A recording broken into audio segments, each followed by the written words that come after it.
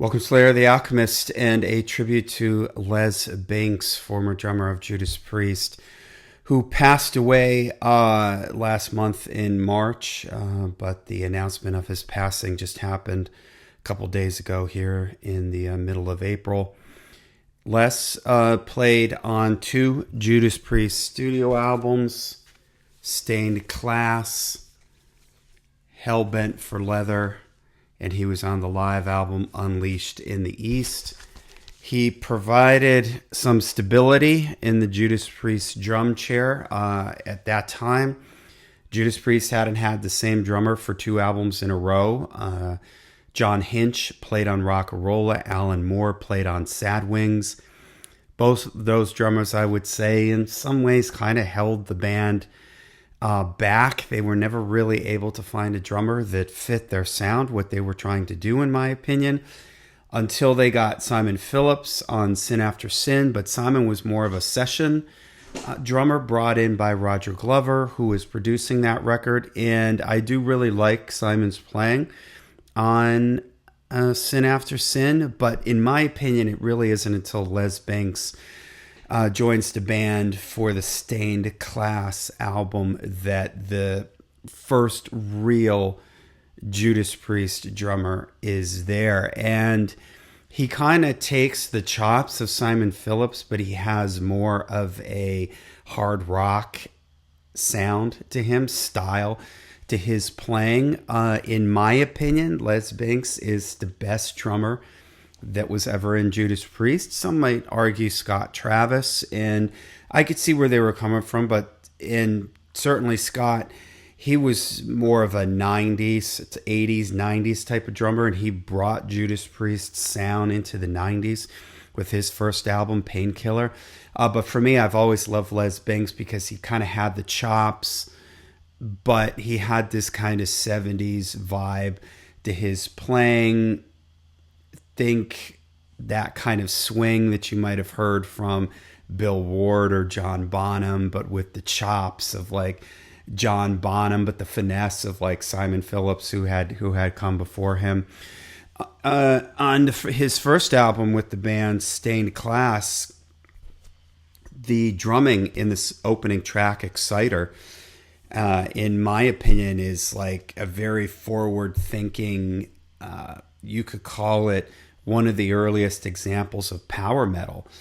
I think it's also very influential on what you heard from Motorhead when they did the song Overkill.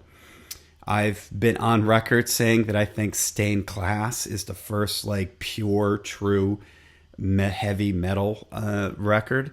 And I think a lot of that has to do with Les Binks and his drumming. He has this sort of aggressive, pushing the beat type of drumming, but it's very technical. He was also had songwriting credits on the song Beyond the Realms of Death, one of my favorite Judas Priest songs. Supposedly it was something that he kind of worked out himself, brought it to the band. Rob put a melody line and lyrics to it. He had that intro and everything. So there's just great drumming all over this record. Same thing with Hellbent for Leather. I think about Delivering the Goods, the drumming in that. Take on the World. That has fantastic drumming. I even read as I was preparing for this that that's been sampled a bunch of times, I guess, which is pretty cool.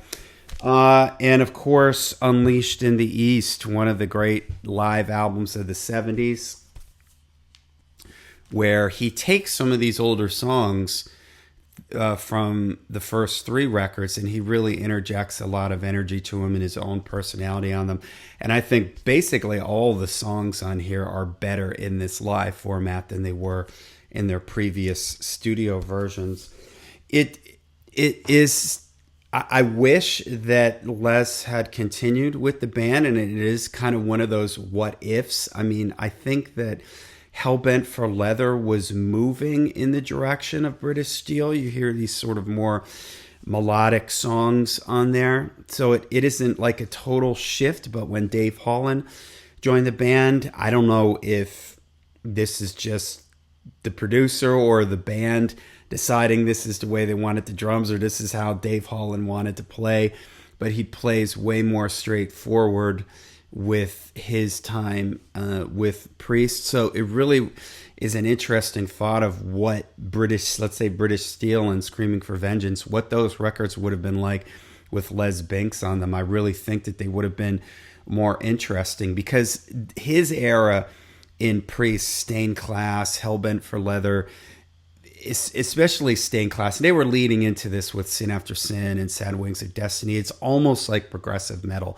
This is why some people say Stained Class is the first power metal record, because in some ways it is like that. Some people say it's the first speed metal record because it does have sort of elements of that. It's a very forward-thinking record, and I think Les's style really adds to that. So it would have been interesting to hear how he would have sounded on an album like British Steel and Screaming for Vengeance. In my opinion, it would have made those records, and I love British Steel and I love Screaming for Vengeance, but it would have made those records even a little bit better. So, all right, there you go. The sad news of the passing of Les Binks. I remember when KK was putting together KK's Priest, Les Binks was mentioned as he was going to be the drummer with the early version when they first announced that band, and I was so excited. I thought, wow, this is just going to be absolutely awesome. And sadly, he didn't record with the band. He didn't play with the band. I don't remember if there was, I think they mentioned health issues back then at the making of this video. There hasn't been any mention of how Les passed. But maybe he had health issues even going as far back as when KK was putting his band together. But man, that would have really have been something. And I've seen KK's Priest, and that would have been incredible to have been able to see Les Binks, because in some ways he's kind of, and maybe it's because his time was so brief with Priest, but I think he's one of the greats of, 70s metal, 70s hard rock, and it's a shame that he wasn't able to record more albums with Judas Priest. So let me know your thoughts about Les Binks down below in the comments, and Les Binks, rest in peace.